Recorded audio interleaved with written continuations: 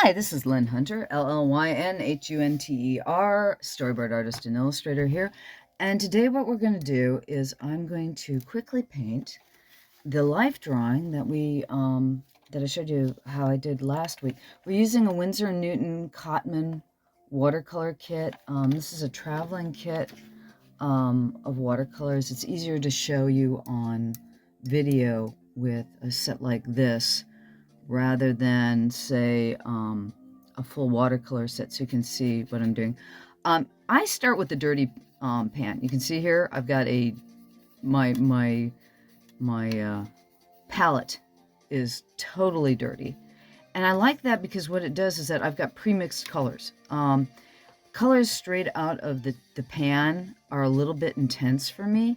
I like that when they're dulled down just a little bit. So a lot of times I won't clean my palette. I just start off without a clean palette. If you want to clean out your palette, all you got to do is do this. You lay down some water like that, and then you take your paper towel and you just wipe up the area where that you've been painting, and ta-da, you have a totally clean palette. You can do either or. I'm a bit of a messy painter, a messy drawer. I'm a bit of a mess, period. I think most artists go that way.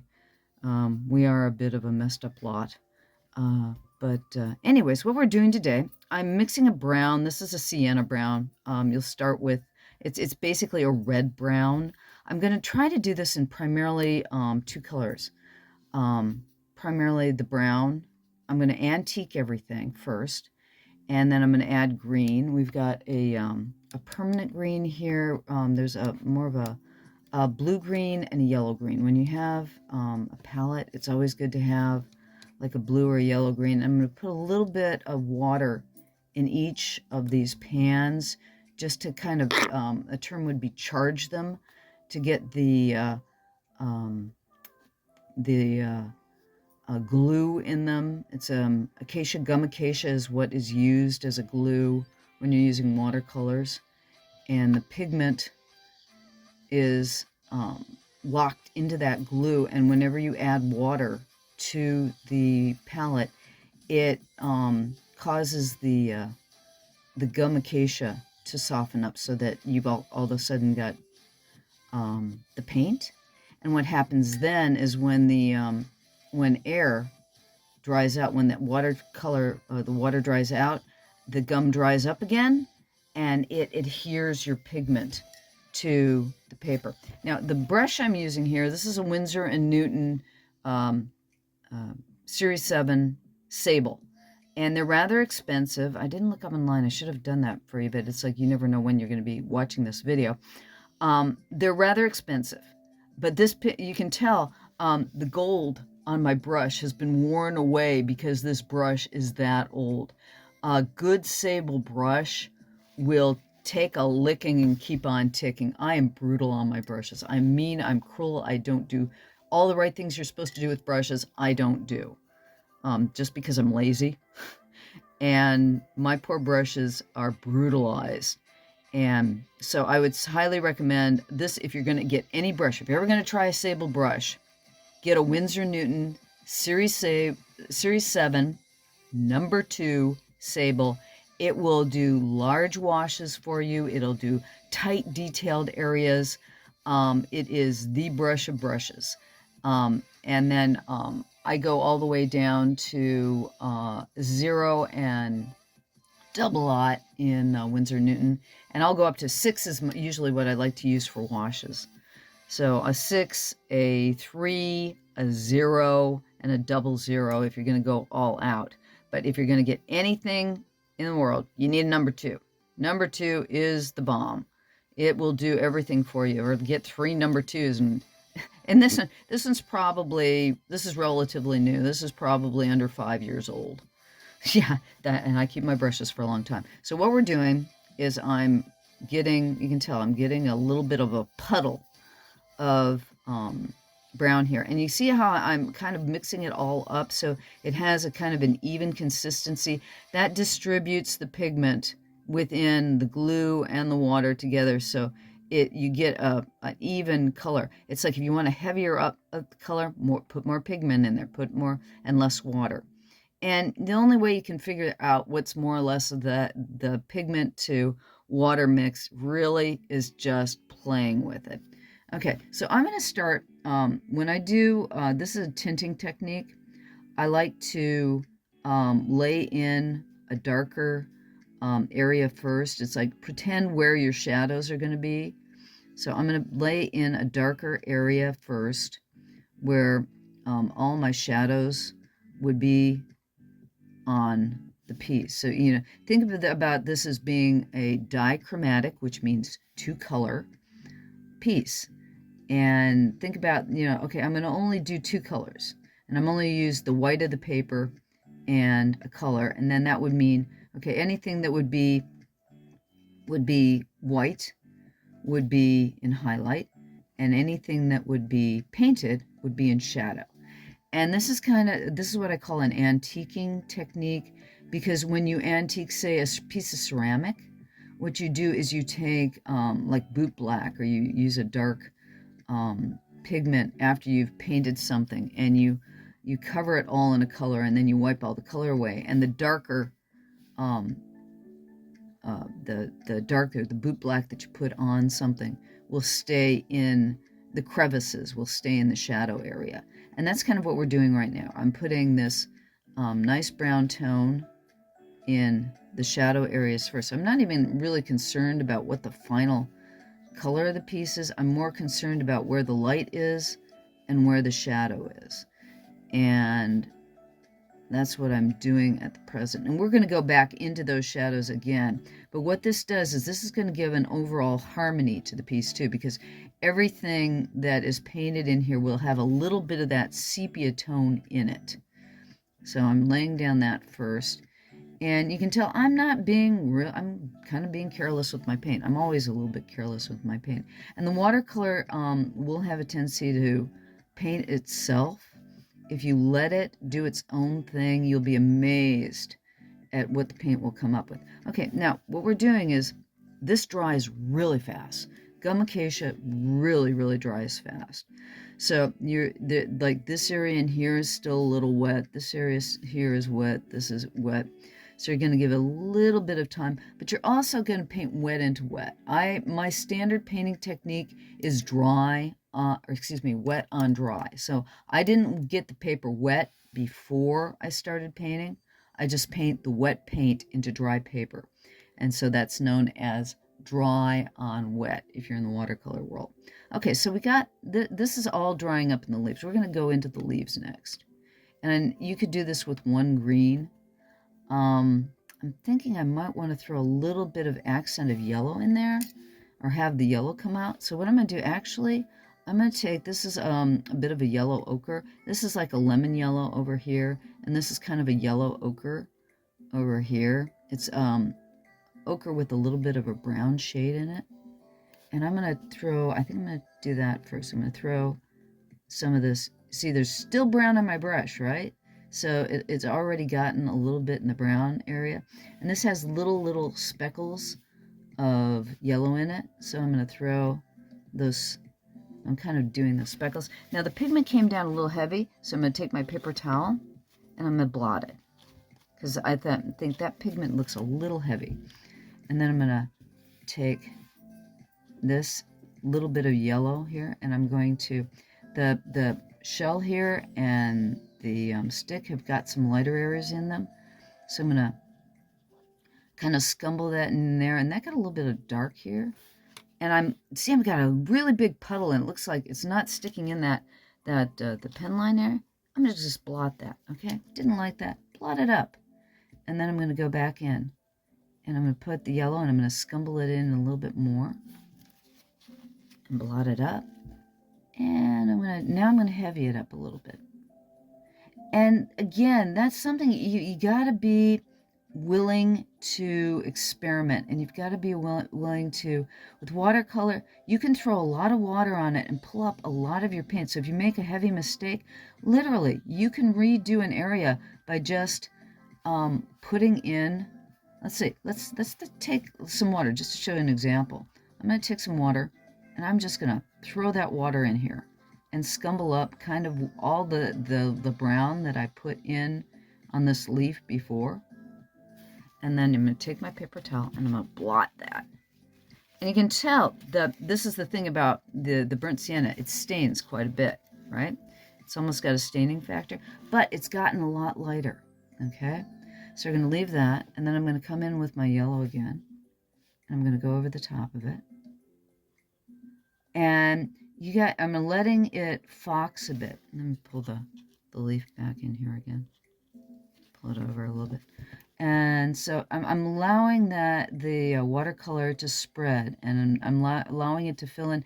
Now that we've got the wet on wet, and let it kind of bleed into each other.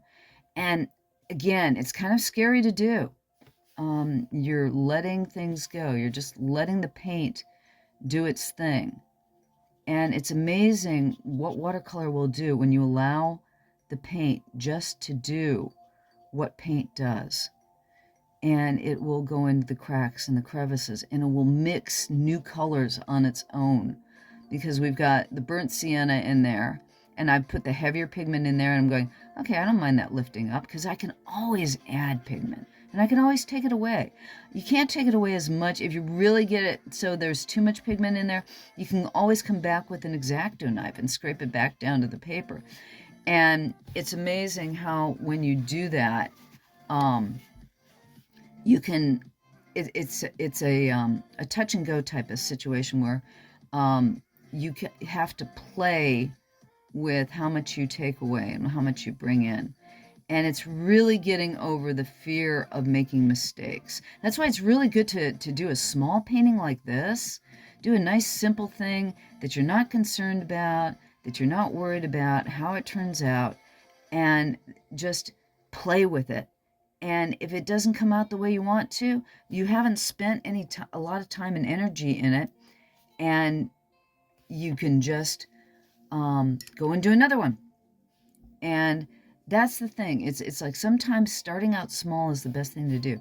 Now I'm gonna get the we've got some shadows in here that I want to pull out. I'm actually, and I almost finished this, I want to take this to dark brown here, because we've got that dark brown here, and I want to get this leaf green and this leaf green, and I'm thinking the shadow I want to go a little bit purple. And so what I'm going to do, I'm taking some Alizarin Crimson. It's a pinky red, and I'm pulling it in over here.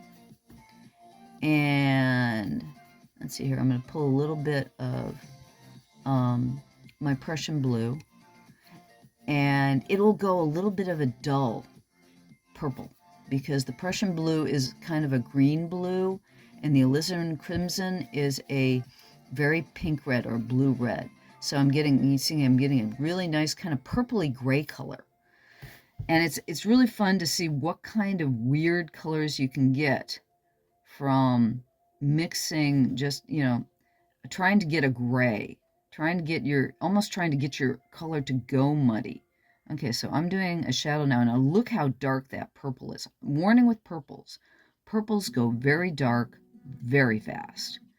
And so that's a little bit darker than the shadow that I really want. So again, I'm blotting that baby. Okay, and maybe, let's see here. I'm going to just put a little extra water in there and spread that purple around a little more. There we go.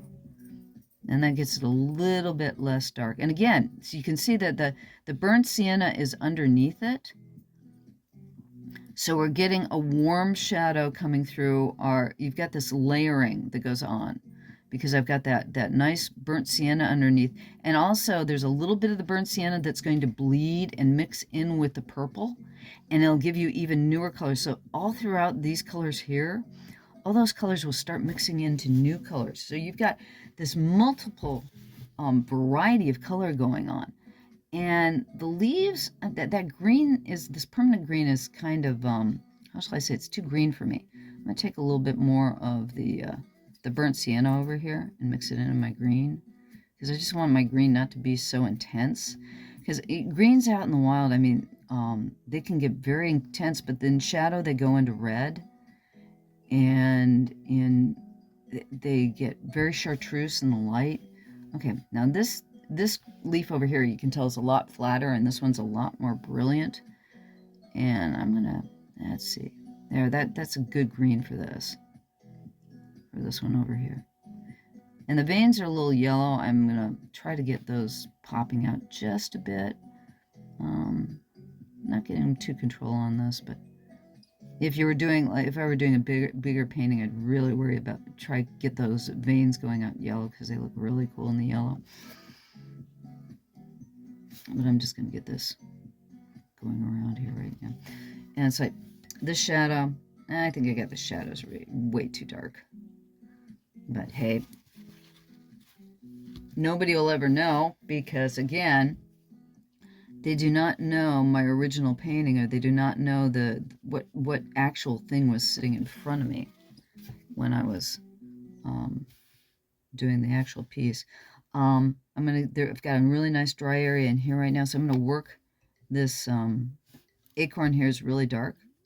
So I'm gonna get a lot of the burnt sienna, and I'm gonna mix it in with this alizarin crimson and the blue, and I'm gonna get myself a dark brown.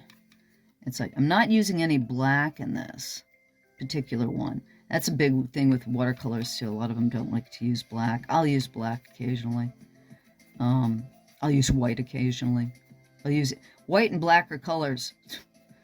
I don't care what any watercolor artist, they like to say that the white you have is the white of your paper, and the black is not a color you should use. You should mix your blacks and your darker colors, and I have varying attitudes on that.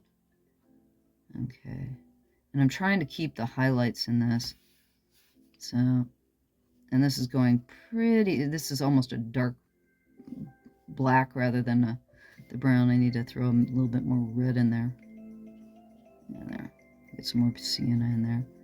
And again, you know, I'm not trying to get absolute what I got in front of me. I'm just trying to use, you're using your nut here as a basis for what you're painting. You're trying to get some vestige of reality in there, but it's not like, okay, it's not like a photograph. If I want a photograph, I'll take a photograph. This is also you interpreting what you see in front of you. So it's a combination of the two things. And that highlight is a little bit too much for me. Now I've totally eliminated my highlight. Okay, let's see if I can pull something back here. All right, here. I'm gonna pull that back, and then I'm gonna go back in here and darken it up again. And the thing is too, if you lay a lot of heavy pigment down, usually after it dries, you can pull it up again. Okay, I'm gonna lay that a little bit more red in here, because I want to get a little bit of highlight in there. Now it's a little bit wet right now, so I'm not getting kind of what I want. So I'm gonna go to one of the leaves again. Now this leaf is really green, and it's got a lot of those yellow splotches on it. Okay, so try to get a little bit less water in my brush. And this one's really green. So you're more or less looking at a back side of the leaf there, and you're looking at a front side of the leaf here. And it's got little splotches on it because it had little galls on it. It had, my tree gets a lot of these little cone galls that are laid by, basically a very, very tiny wasp lays its eggs on my oak tree leaves, and they become little galls that look like Hershey's Kisses. And when you peel when the galls fall off the leaf, you get those little scars. So that's why the leaves get spotted like that in the autumn. And so it's got little dots of yellow on it.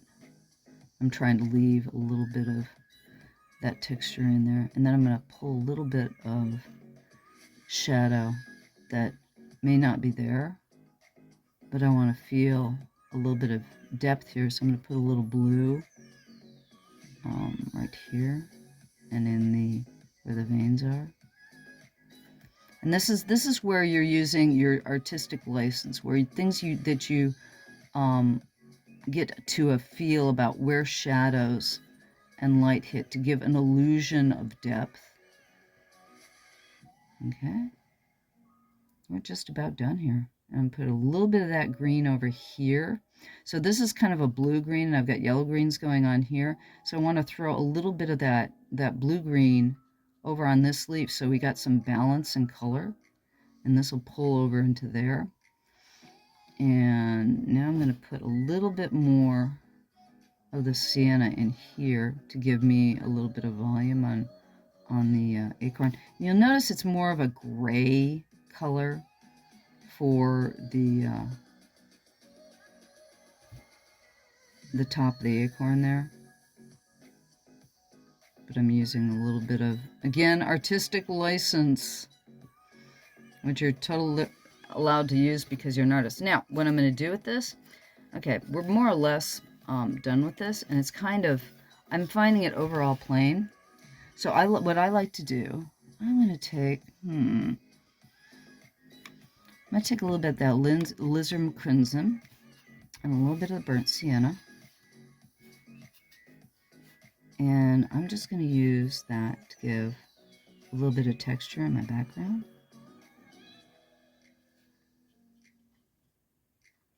Just to give a little bit of added to the composition.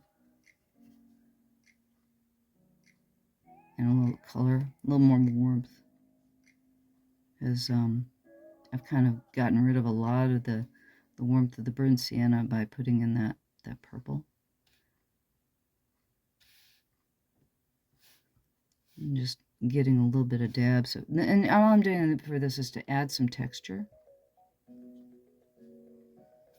And maybe take a little bit of the green, put a couple of dabs of green over here just for a little harmony. And then the nut, I'm going to just take a little bit more of that burnt sienna, throw it in here. Let's see here. Because it's got a really heavy brown. And again, nobody's seen my acorn. If I pull out a dozen acorns, I'll tell you, they'll go anywhere from yellow to dark brown. So it's like I can put in any additional color I want, but that one's kind of a nice intense brown, so I'm going to throw a little bit more there, and then I think I'm going to put a little bit of blue in there. This is blue that I'm putting in. It's not black, it's blue, but because it's going over red like that, it almost looks black. And it will not dry that dark. Nothing that you put down is going to dry that dark. That's one of the problems with, if you have any kind of place where you really want a dark shadow, you always have to go over it again and again and again. And I'm putting a little bit of these little extra strokes just to give some texture. And that's a little bit intense, so I'm going to put a little water on it and blot it. And put a little water on that and blot it, just to give it, it's like I want some detail, but I don't want too much. And let's see here. And that's it. There's my little still life from drawing to painting. And if you want to, I'm missing a pen. The story of my life, not the tool I want when I want it. You can go over this again in ballpoint pen, like go over the outline to heavy up the lines if you want to define the edges a little bit further. But that's about it. Now what I'll do too is I'll go and probably take an X-acto knife blade, which I don't have handy, and maybe scrape away those portions to make it a little cleaner. But that's about it. Thank you for stopping by. I really appreciate your time. I hope you learned something today. I hope you enjoyed the video. I really appreciate your being here. If you could, join my Patreon. Help me survive. And subscribe. Hit the like button. It's all good for the, the YouTube channel. Thank you so very much. I really appreciate it. Llyn Hunter. Bye-bye.